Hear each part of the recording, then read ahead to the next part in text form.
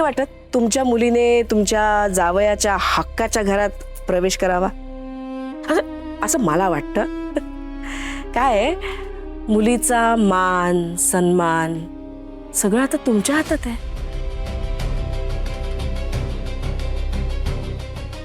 ठीक आहे, ठीक आहे. सुपारी फोडण्याच्या दिवशी नवऱ्या मुलाला काहीतरी भेट द्यायची असते. आहेर म्हणून समीरच्या नावावर खोलीची कागदपत्र कर, चालेल? आत्ता कसं आत्ता वाटतंय तुम्ही खरे खुरे व्याही. अरे उप्स, फोन इथे विसरले. आली ग माझी लक्ष्मी आली. सोन पावलांनी माझ्या घरी येणार, सुख समृद्धी आणणार, माझी सगळी स्वप्न पूर्ण होणार. बस याला आता कोणाची नजर न लागो.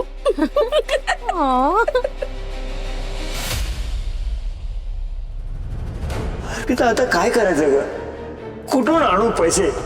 सगळ्या जगाच्या मदतीला धावलो मी, गुंतवणुकीचे सल्ले दिले आणि दिव्याखाली अंधारात राहिला ग.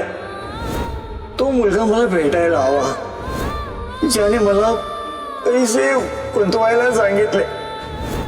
त्याच्या गोंड चेहऱ्याला बोललो ग मी. आयुष्यभराची कमाई सगळी त्याने घेऊन गेले हो.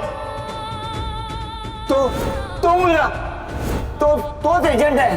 त्याच्या सांगण्यावरनं मी या चिटफंड मध्ये पैसे गुंतवले होते का?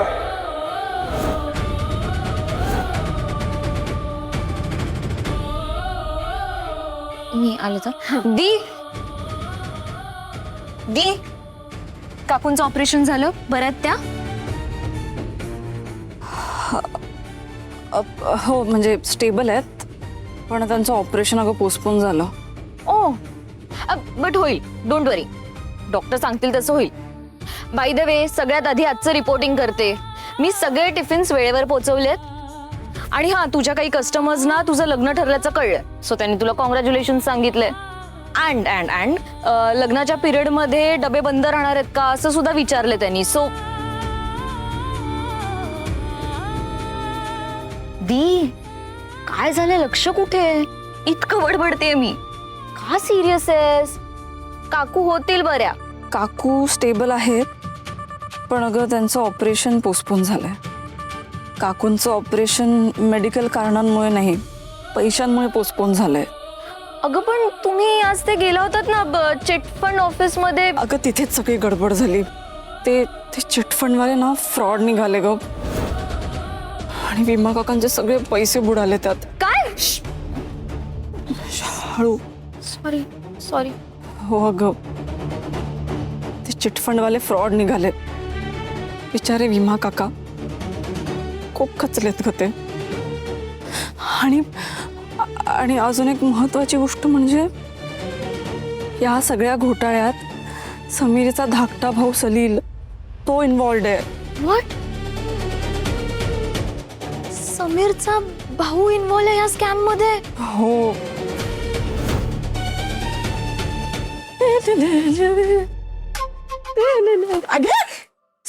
Sorry sorry sorry sorry sorry कशाला? अभ्यास करतेस ना, चांगला अभ्यास करा, चांगली मार्क पाडायची. हो काकू. पूजा मस्त साडी आहे का? हे तुला साखर हवी होती ना, थांब दी तिकडे पाठवते. आज कुठे दिवस उजळला ग? हो मग आज काकू माझ्याशी पण चांगले बोलल्या. नाही नाही नाही. काय हो, भूक लागली? शिरा करू का? आत्ता करून आणते.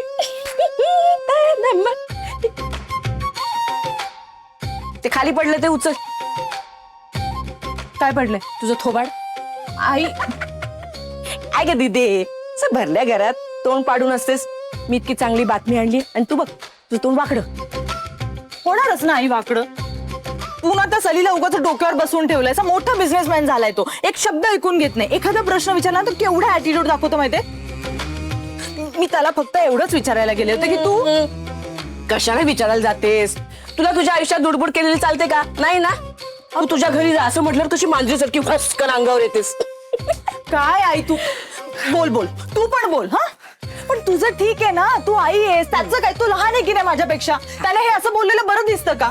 तो मला म्हणाला की तू आश्रित आहेस, इथे आमच्या जीवावर जगतेस. हे असं बोलणं झालं का आई?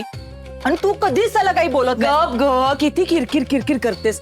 हे बघ, माझा ना मूड इतका मस्त आहे, त्याची वाट लावू नको. तुझं रडगाणं नाही ऐकायचंय मला. तू त्याला सांगून ठेव की हे घर माझं पण आहे. तुझं? अगं समीरच हे घर आता आलं ग माझं. हे गप बस, गप बस. माझं शहाणं पोरग आलं. राजकुमार आहे. तुला, फक्त तुलाच माझं मन कळतं आणि माझ्या आनंदामुळे तुला आनंद होतो. म्हणून प्रत्येक चांगली गोष्ट ना मी याला सांगते. काय झालं रे तुला? एवढं घाम का आलाय तुला? हा हा काय झालं? अरे काय झालं? कोण काय बोललं का? अरे हे बघ, तू टेन्शन घेऊ नको. आता मी एक अशी गोष्ट सांगणार आहे ज्याने तुझा मूड आ आ आ होणार आहे. तुला माहितीये मी कुठून येते? भडकमकराकडून. अरे भडकमकर ही खोली समीरच्या नावावर करणार आहे.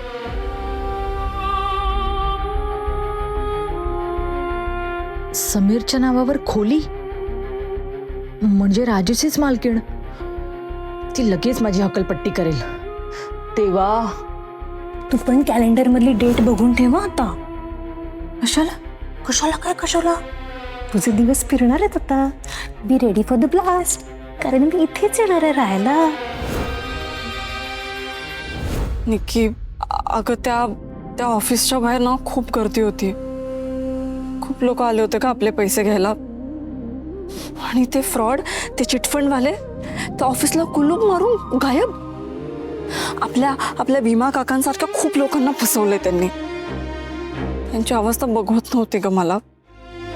किती आशेने पैसे गुंतवलेले माहिती सगळ्या लोकांनी, अडीअडचणीला उपयोगी पडतील म्हणून. कोणाकडे लग्न आहे, कोणी घर घेत आहे. आपल्याला पण तर ऑपरेशनसाठी पैसा लागणार होता ना.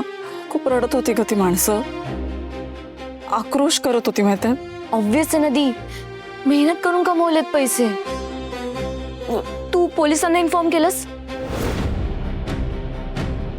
ती नाही केलंस तर काकांचे पैसे कसे परत मिळणार? निक्की, तू विसरतेस का? ह्या सगळ्यात समीरचा भाऊ सामील आहे. विमा काकांनी त्याच्याकडे बोट दाखवलं ना, तेव्हा मी गेले त्याच्या मागे. त्याला गाठायचा प्रयत्न केला पण तो निसटला माझ्या हातून. अगं हो, मला माहितीये त्याचं चुकलंय, त्यात काहीच शंका नाही.